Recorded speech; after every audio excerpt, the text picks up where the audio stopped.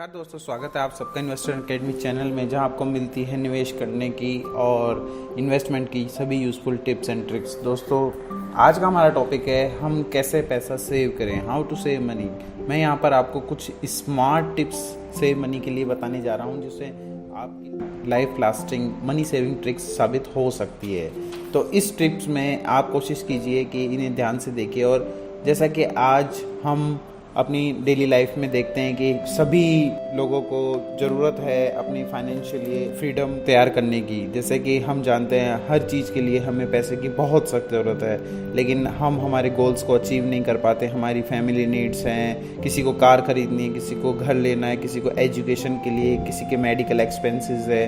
तो ये बहुत सारी ऐसी इंपॉर्टेंट चीज़ें हैं जिनको देखते हुए कि हमें ज़रूरत है कि हम ज़्यादा से ज़्यादा पैसा सेव कर सकें। जबकि या तो हम ज़्यादा से ज़्यादा कमाना शुरू करें या ज़्यादा से ज़्यादा बचाना शुरू करें। तो दोनों ही चीज़ों में ज़्यादा से ज़्यादा कमाना, तो एक आदमी की लिमिट होती है कि वो किस तरह का काम कर रहा है और किस तरह के प्रोफेशन के अंदर है, तो वो कितनी एक हायर लिमिट तक जाके कमा सकता है। लेकिन हम ज़्यादा से ज़्यादा पैसा बचा के और उसे सेव करके और उसे इन्वेस्ट करके हम ज़्यादा से ज़्यादा पैसा अपनी नीड्स के लिए जोड़ सकते हैं। तो अब शुरू करते हैं। हम पैसा ज़्यादा कमाना इम्पॉर्टेंट नहीं है जितना उसे ज़्यादा से ज़्यादा सेव करना ज़्यादा इम्पॉर्टेंट है। चार्ली मंजर, जो एक बहुत ही पॉपुलर ऑथर हुए हैं, उन्होंने बताया कि जैसे spend less than you earn and invest saving you will die rich. यानी कि अगर आप जितना कमाते हैं उससे ज़्यादा सेव कर पाएंगे तो आप एक अच्छे रिच इंसान हो सकते हैं।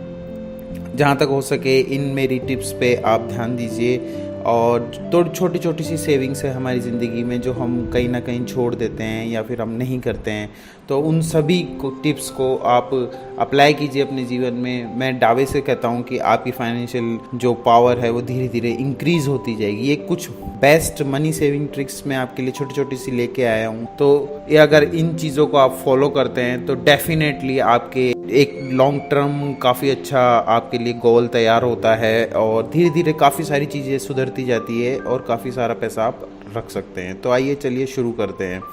अब सबसे पहली जो टिप्स मैं आपके लिए लेके आया हूँ, हम जैसे मेंटेन अकाउंट। तो आप अपने अकाउंट्स को मेंटेन कीजिए, एक एक्सेल शीट पे कीजिए, हार्ड कॉपी पे एक रजिस्टर बना लीजिए, अलग से कॉपी बना लीजिए, लेकिन आप इन सब चीज़ों को मेंटेन कीजिए। मेंटेन करने से आपको क्या फ़ायदा मिलेगा कि जितना भी कहाँ एक्सपेंस जा रहा है डेली बेसिस पे, या फिर जैसे जो भी आपकी बेसिक नीड्स है, दूध है, पेट्रोल है, इसके अलावा आपके रिचार्जेस हैं, कहाँ पर पैसा जा रहा है, रेंट है, ईएमआईज़ है, तो देखिए उसमें से क्या क्या आप चीज़ों को हटा सकते हैं। छोटी सी बहुत सारी ऐसी चीज़ें हो जाती हैं जिनको आप चाहें तो इग्नोर कर सकते हैं। एक तरीके से आप इन चीज़ों का शीट मेंटेन कीजिए कि आपका हर महीने या हर ईयरली बेसिस पे कि कौन कौन सी चीज़ें कहाँ कहाँ जा रही है, तो ताकि जिससे आपको ये पता चल सके कि मेरे को कम से कम इनको बचाना है चीज़ों को। छोटी छोटी सी चीज़ें बहुत सारी हो जाती, लेकिन जब तक आप इनके लिए एक डेटा शीट मेंटेन नहीं करेंगे, जब तक आप इनको की हैंडल भी नहीं कर पाएंगे। डेटा सेट करने के बाद आप ऐसा कर सकते हैं, उसमें देखिए कि कहाँ कहाँ किन चीज़ों को आप हटा सकते हैं, किन किन चीज़ों में आप उनको माइनस कर सकते हैं। काफ़ी सारी चीज़ें जो हैं जो बेफालतू या आपके जीवन से जुड़ी हुई है, तो वहाँ पर आप उन पैसे को बचा के काफ़ी हद तक काफ़ी अर्निंग से होता है। अगर महीने में आप किसी चीज़ के ऊपर 100 रुपये भी बचा रहे हैं तो आप देखेंगे ईयरली बेसिस पे आप 1200 रुपये उस चीज़ से बचा पा रहे हैं। जब तक आप उसे रिकॉर्ड्स नहीं बनाएंगे, उन चीज़ों के मेंटेन नहीं करेंगे रिकॉर्ड्स को कि मंथली बेसिस पे आप कहाँ पर कितना खर्चा हो रहा है, कहाँ कितना जा रहा है, जब तक आप उन चीज़ों को मेंटेन नहीं कर पाएंगे, उनमें से बचा भी नहीं पाएंगे। तो अपने सामने रखिए कि आपने कहाँ पर कितना जा रहा है, कितना आ रहा है, CR DR टोटल। एक थोड़ा सा फाइनेंशियल प्लानर तो आप खुद भी बन सकते हैं। मनी मैनेजमेंट का पार्ट बड़े से बड़े रिलायंस के धीरू भाई अंबानी हो, मुकेश अंबानी हो, या जेफ बेजोस है, बिल गेट्स को ले लीजिए, तो जितने भी जो रिच पर्सन है सभी अपनी डेटा मेंटेन करते हैं कि कहाँ पर कितना जा रहा है और वो ज़्यादा से ज़्यादा पैसा बचा के उसे इन्वेस्ट करने की कोशिश करते हैं। तो आपको भी अपने नेचर को इस तरीके से ढालना ही पड़ेगा। सेकंड पॉइंट पे की हम बात करते हैं, यहाँ पर कोशिश कीजिए कि आप स्मार्टली शॉपिंग करें, स्मार्टली चीज़ों को देखना शुरू करें। यहाँ पर मैं आपसे जिस पॉइंट के बारे में से कहना चाहता हूँ, ये छोटी सी बेसिक सी चीज़ है, लेकिन हम इस चीज़ को क्या ध्यान नहीं देते। मैं यहाँ पर आपसे बात करना चाह रहा हूँ कि जैसे जितना भी आप जैसे कोई पानी की बोतल खरीद रहे हैं, 1 लीटर बोतल, जैसे रोज़ आप पानी की बोतल खरीदते हैं, 1 लीटर बोतल जैसे मान लीजिए 20 रुपीज़ की है, और अगर आप वहीं पर 5 लीटर बोतल खरीदते हैं वो 50-60 रुपीज़ तक, मतलब मिल जाती है आपको। तो यानी कि यहाँ पर आपको 30 से 40-50% तक फ़ायदा होने लग जाता है। किसी चीज़ का कॉम्बो पैक मिलते हैं, कहीं पर बहुत सारे कैशबैक्स मिलते रहते हैं, मोबाइल के रिचार्ज पे है, इसके अलावा टीवी के रिचार्ज पे है, या फिर कहीं आप स्टोर्स पे शॉपिंग करने जाते हैं, वहाँ पर तरह तरह की चीज़ें दी होती है कि एग्रेसिवली शॉपिंग में मत लग जाइएगा कैशबैक के लिए, लेकिन जहाँ तक ज़रूरत की नीड्स जो आपकी नीड्स हैं, जो डेली बेसिस पे हैं, या फिर अपकमिंग सेशन में या अपकमिंग टाइम में आपके लिए ज़रूरी है, या ऐसी कोई चीज़ें जैसे छोटे बेसिक चीज़ें हैं जो बच्चों के लिए या खुद के लिए कि जो ज़रूरत पड़ती रहती है, तो अपन इस महीने भी रख सकते हैं उनको एक्स्ट्रा लेके, तो उसमें कोई दिक्कत नहीं है। आप थोड़ा सा आपको स्मार्टली दिमाग अपना रखना ही पड़ेगा। हर जगह कुछ ना कुछ पैसा आप बचा सकते हैं, हर चीज़ थोड़ा सा आप इधर उधर की फालतू की बातों को करने में, या फिर जैसे पबजी खेलने में, या फिर इधर उधर की गॉसिप्स में, इंस्टाग्राम, फेसबुक, इन सब चीज़ों से ठीक है, वो एक फन का पार्ट है, एक थोड़ी सोशल लाइफ है अपनी, वो एक अलग पार्ट है, लेकिन बाकी अपना दिमाग को थोड़ा सा क्या स्मार्टली यूज़ करना आप जब तक स्टार्ट नहीं करेंगे, जब तक आप एक वेल्दी पर्सन बनना है, तो आपको इस तरीके से अपने सोचना ही पड़ेगा आपको। चलिए नेक्स्ट पॉइंट की तरफ चलते हैं। तीसरा पॉइंट है नो क्रेडिट। मतलब अपन को जहाँ तक हो सके किसी से उधार नहीं लेना। मैं ये नहीं कहता आपसे कि ज़िंदगी में कभी उधार ही मत लें। हाँ, जैसे अपनी बेसिक नीड्स हैं कि अपन को हाउस परचेज करना है, तो आप घर के लिए अपने लोन लीजिए और उसमें भी कोशिश कीजिए कि उसको जल्दी से जल्दी अपन रिपेमेंट कर दें। तो ज़बरदस्ती अपने ऊपर किसी तरह की कोई ईएमआई किसी से उधार ले रखा है, उसको मंथली आप बेसिस पे आप ब्याज दिए जा रहे हैं और इधर आप अपने मजे कर रहे हैं, तो वो कोई सेंस की बात नहीं है। आप सबसे पहले कोशिश कीजिए कि अपनी उस चीज़ को, वो लाइबिलिटी है तो उस लाइबिलिटी को आपको ख़त्म करना जितना जल्दी हो सके।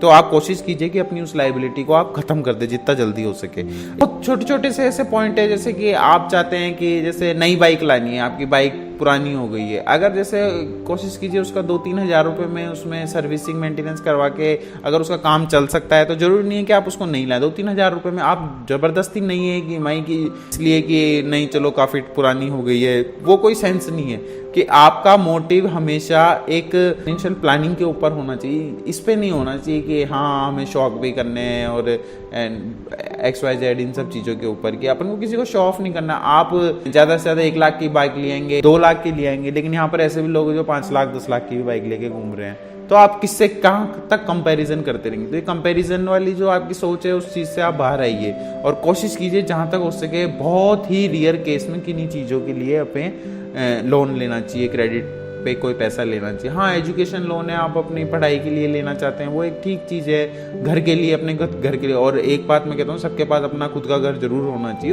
वो ईएमआई अच्छी है और उसमें भी कोशिश कीजिए कि आपको कम से कम रेट पे मिल पाए। और जैसे जैसे अर्निंग करते जाते हैं तो धीरे धीरे ऐसा टारगेट सेट कीजिए कि उस लोन को अपन जल्दी से जल्दी खत्म कर सके। ठीक है, इसके अलावा नेक्स्ट पॉइंट की अपन बात करते हैं कि सेव योर हेल्थ।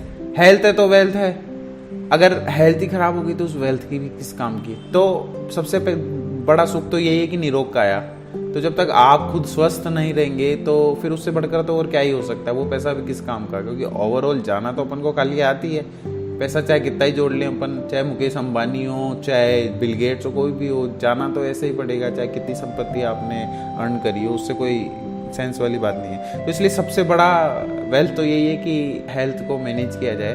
तो कोशिश कीजिए, एक्सरसाइज कीजिए रेगुलर, गुड फूड लीजिए, कुछ बैड हैबिट्स है तो उनको छोड़िए और अपनी हेल्थ को ज़्यादा से ज़्यादा अच्छा रखिए। क्योंकि अगर आप एक तरफ तो काफ़ी सारा पैसा जैसे जैसे स्मार्टली बचा रहे हैं, सेव कर रहे हैं, इन्वेस्ट कर रहे हैं, और दूसरी तरफ आप अपनी हेल्थ को फोकस नहीं कर रहे हैं, प्रॉपर नींद नहीं ले रहे, प्रॉपर डाइट नहीं ले रहे, तो फिर उस वेल्थ का कोई मतलब नहीं है। सबसे पहले खुद को सही रखिए, खुद सही होंगे तो ही सब चीज़ें चलेगी, आपकी फैमिली चलेगी, आपके बाकी सारे सोर्सेज चलेंगे, आपकी सारी प्लानिंग्स, आपका बिजनेस, आपकी स्टडी, आपका एवरीथिंग, आपके जितने भी डिज़ायर हैं, आपके सपने, वो सब आप क्रिएट जब भी कर सकते हैं जब आप हेल्दी रहेंगे। तो कोशिश कीजिए प्रॉपर स्लीप, प्रॉपर डाइट और बी हम्बल और बी काम।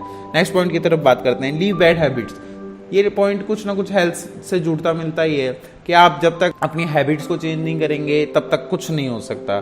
जैसे आप रोज किसी भी जो भी आपकी बैड हैबिट्स है, जैसे आप स्मोकिंग करते हैं या आप कोई पान मसाला खाते हैं, रोज आप 100, 200, 50, 60, 300, अब वो आपका लेवल है। आप ड्रिंक करते हैं तो शायद 200-500 भी उड़ा देते होंगे, क्योंकि चीता भी पीता है। ठीक है, तो वो एक चीज फन का पार्ट है। लेकिन मैं ऐसे ही कहना चाह रहा हूँ कि आपको आपको कुछ आदतों को थोड़ा सा रिप्लेस करना चाहिए उनसे। जैसे अगर आप देखिए, आप रोज के 100 रुपये भी खर्च करते हैं तो महीने की मतलब कि लगभग 3,000 रुपये आप मतलब कि उस चीज़ के ऊपर खर्च कर रहे हैं, तो एक 3,000 एक बहुत हैंडसम अमाउंट होता है। इन चीज़ों को थोड़ा थोड़ा सा स्विच करना शुरू कर दिए, वीकेंड्स पे देखिए, जरूर नहीं कि डेली बेसिस पे चीज़ों को ही करे। 3,000 रुपये आप खर्च करते हैं तो उसको वीकेंड्स पे करके आप 500-600 तक भी खत्म कर सकते हैं। मैं ऐसा नहीं कहता कि लाइफ में एकदम सब कुछ स्ट्रिक्ट ही हो जाए, कोई मजा ना रहे, कोई फन ना रहे, बाकी सब चीज़ें भी चलनी चाहिए। तो इसलिए कोशिश कीजिए कि आप अपनी बैड हैबिट्स को छोड़ सकें, और क्योंकि ज़्यादा से ज़्यादा आप बचाएंगे तो ज़्यादा से ज़्यादा आप इन्वेस्ट कर पाएंगे। इसी के साथ मैं आपको 2 बोनस पॉइंट और देता हूँ इसके अंदर। 2 बोनस पॉइंट देगी, ज़्यादा से ज़्यादा सेव करो और ज़्यादा से ज़्यादा इन्वेस्ट करो।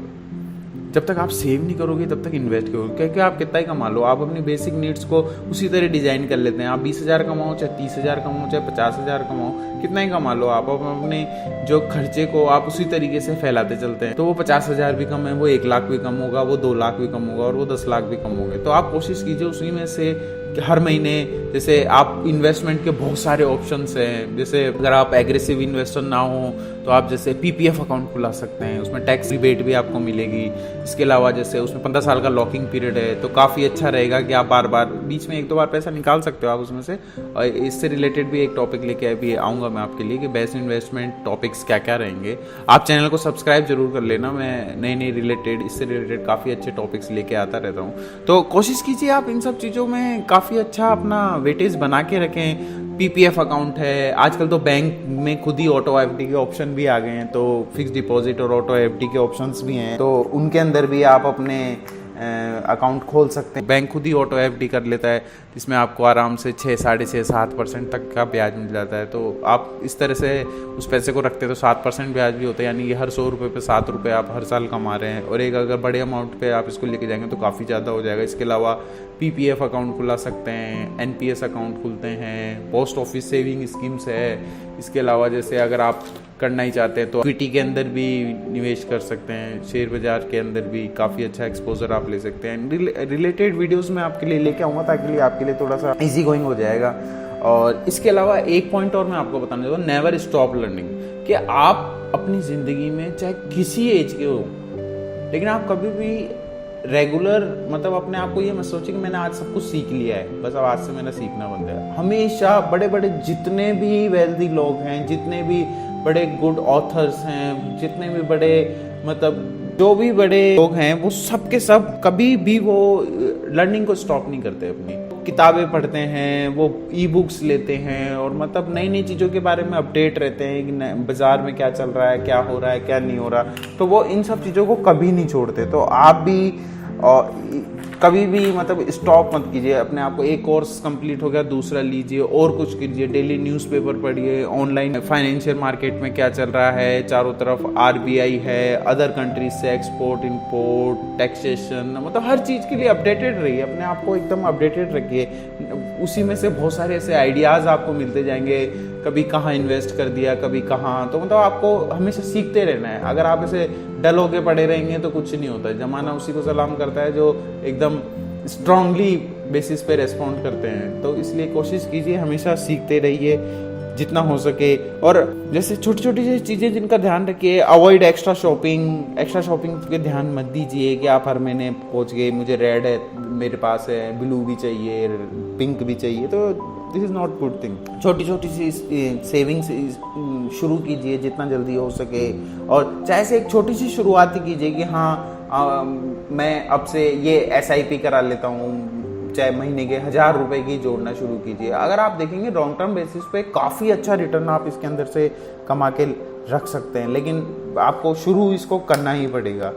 तो इसी के साथ दोस्तों अभी इस वीडियो में आपसे इजाज़त चाहूँगा, यहीं पे वाइंड अप करता हूँ, और नेक्स्ट वीडियो में मिलूँगा आपके साथ कुछ इसी तरह की यूज़फुल टिप्स एंड ट्रिक्स के साथ। और चैनल को सब्सक्राइब कीजिए। मिलते हैं फिर आपसे यहीं पर, जब तक के लिए गुड बाय।